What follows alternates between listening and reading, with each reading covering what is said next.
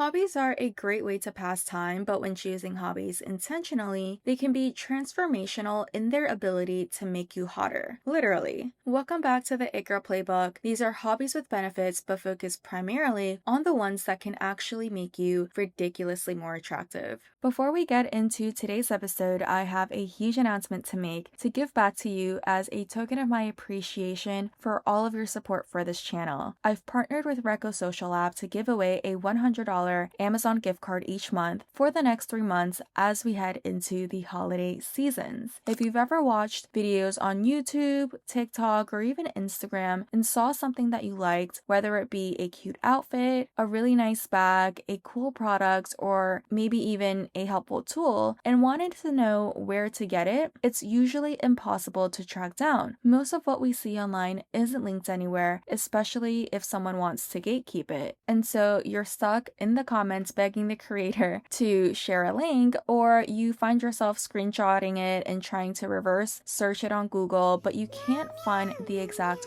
product. That's why I partnered with Recco. It's a new app that makes videos instantly shoppable. You can tap products directly inside videos in the app and see exactly where to get them. No searching, no guessing, just instant access. You can even grab the link to the videos that you are watching outside of the app, whether it was on YouTube, TikTok, or Instagram, and bring it over to Recco and search for the product that you were looking for there. To enter the giveaway, all you have to do is download the Recco app using the link in the episode description below, and you will automatically be entered into the giveaway to win the $100 gift card. The winner will be announced next month, and so with that said, good luck and let's get back to the video. Hobby number 1 is fashion and styling research. Learning how to curate outfits tailored to flatter your body type is like unlocking a personal cheat code to looking your best at all times. Instead of guessing, you're building the understanding to be able to style with intention. For example, learning your personal color palette to understand what shades flatter your skin tone, learning your body ratio so that you can choose cuts that make your frame look more balanced and proportional, or learning your body shape so you can pick clothing styles that naturally highlight your figure. Not only does this make shopping more efficient, it also makes it more enjoyable because it can feel less overwhelming when you know exactly what pieces and styles to look for and what to avoid. On top of this, there's nothing that beats the confidence you get from wearing something that fits like a glove and flatters your figure in all the right ways. And if you're pairing this knowledge with another hobby like sewing, this would literally make a lethal combination because you can leverage your styling knowledge to create one-of-a-kind pieces perfectly tailored to you. The next hobby is beauty research. I remember when I first started doing makeup, nothing ever looked good on me because I was literally using the wrong shade for everything. But once you actually learn how makeup works for your unique features, it changes everything. By treating makeup as a hobby, you can build knowledge around finding your perfect shade so your foundation matches your skin tone and undertone seamlessly. This can also be applied to lipstick shades and even blush shades. You can learn the best contour and blush placements for your specific face shape, and even eyebrow shapes and eye looks that enhance your natural bone structure. The goal isn't to mask your face with makeup, but to enhance it in the best way possible that flatter your natural features. And the best part is you get to play around and you can experiment with everything. There's something so fun about trying on a bold look just for yourself, even if it's on a random night and you have nowhere to go. The bonus of doing all of this experimenting and research beforehand is that when it's time for a big event like a party, a date, a celebration that you have to go to, you don't have to scramble to figure out what works for you because you already know how to get ready in a way that makes you look and feel your absolute best. The next hobby is skincare research.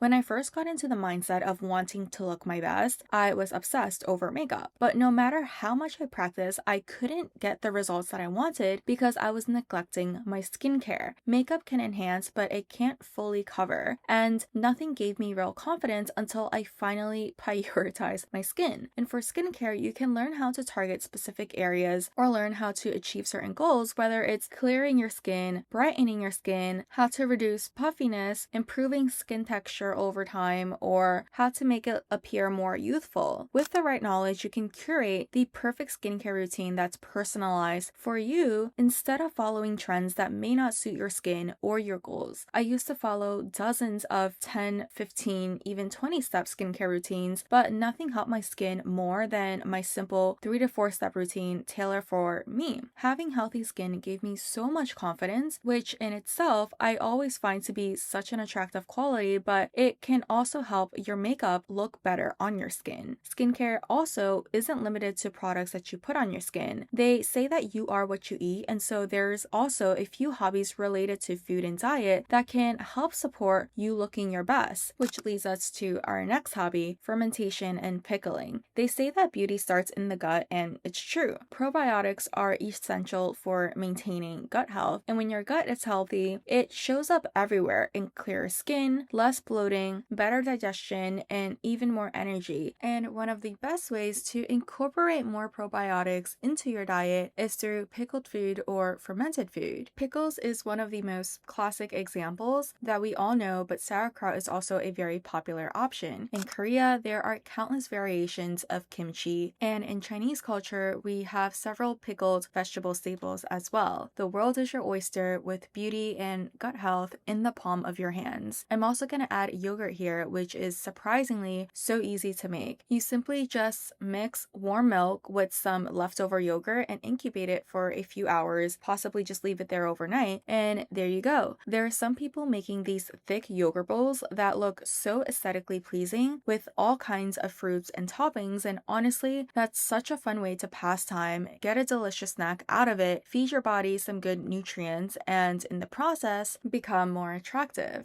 The next hobby is drink crafting. Sometimes water can get boring and I'm craving something more fun to drink. This hobby is basically the beverage version of holistic eating, where we're crafting drinks that are not only delicious but also support your body and your beauty goals. For example, I had a hyper fixation on passion fruit honey tea after dinner. It tasted so good that I would easily have 2 to 3 cups, and I noticed that I would digest my food better, sleep easier, and even woke up feeling lighter. Later, I found out that passion fruit seeds contain compounds that act as both a natural relaxant as well as a gentle digestive aid. There's so many medicinal properties in the foods that you probably already have in your kitchen that you may not know, but you can learn to help with certain goals, whether it's clearing your skin, hydrating your skin, or helping you reduce bloating. Some people also make their own medicinal soda. Historically, soda actually used to be good for you, but now it's full of sugar and offers zero nutritional value. This would be incredibly cool to start as a hobby for those who like fun drinks, but are also intentional about only putting good food into your body. You can basically make your own version of Poppy or Olipop at home. The next hobby is playing a wind instrument.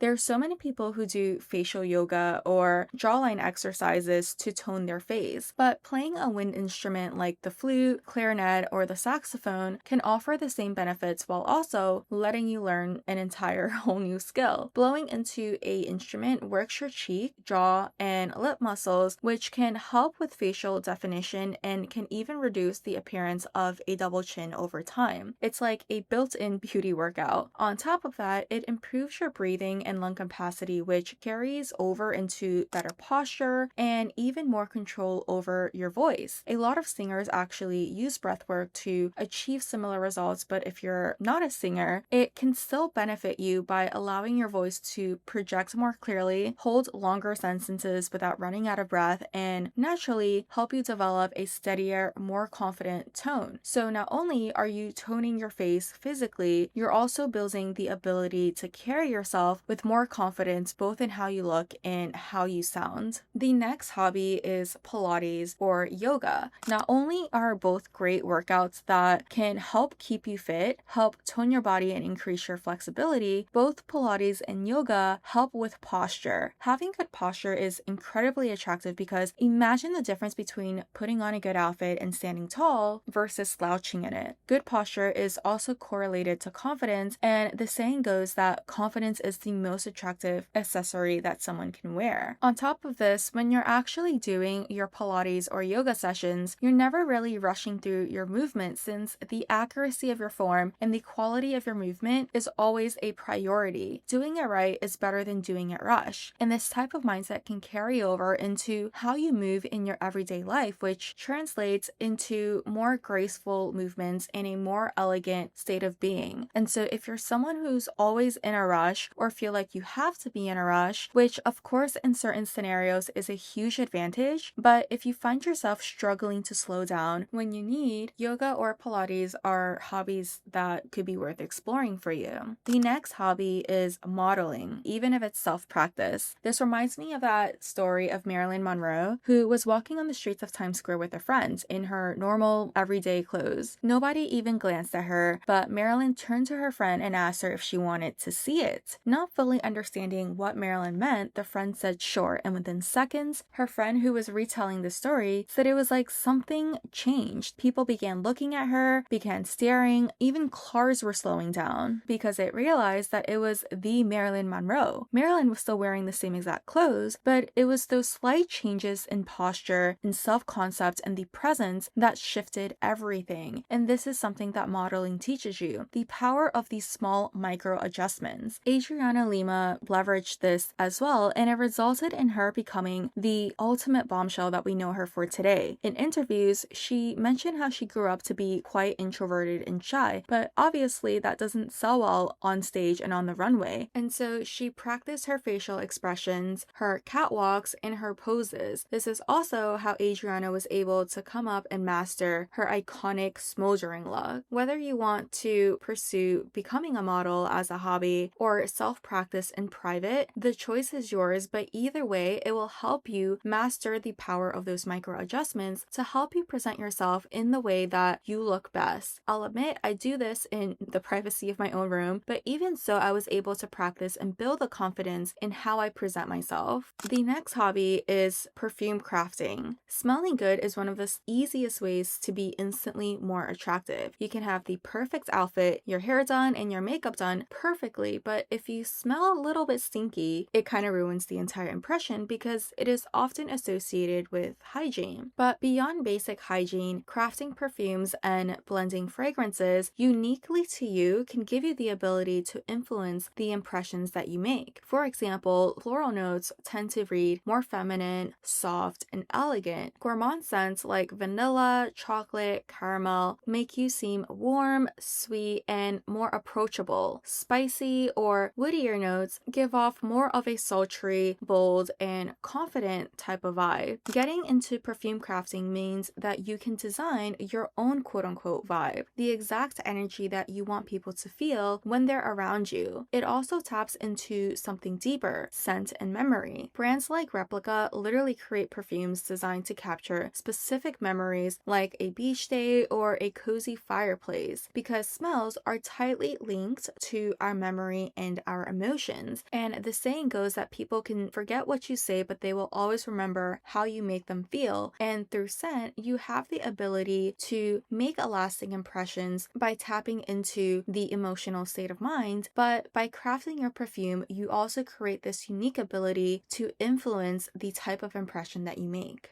The next hobby is any type of improv, because it trains the skill of quick thinking, but also social awareness and creativity. In improv, it isn't just about what you say, but also how you listen and how you respond to the people around you. You learn to pick up on cues and keep a conversation flowing, which directly translates into better communication skills in your everyday life. This builds confidence and increases your charisma, and those qualities are universally recognized to be attractive.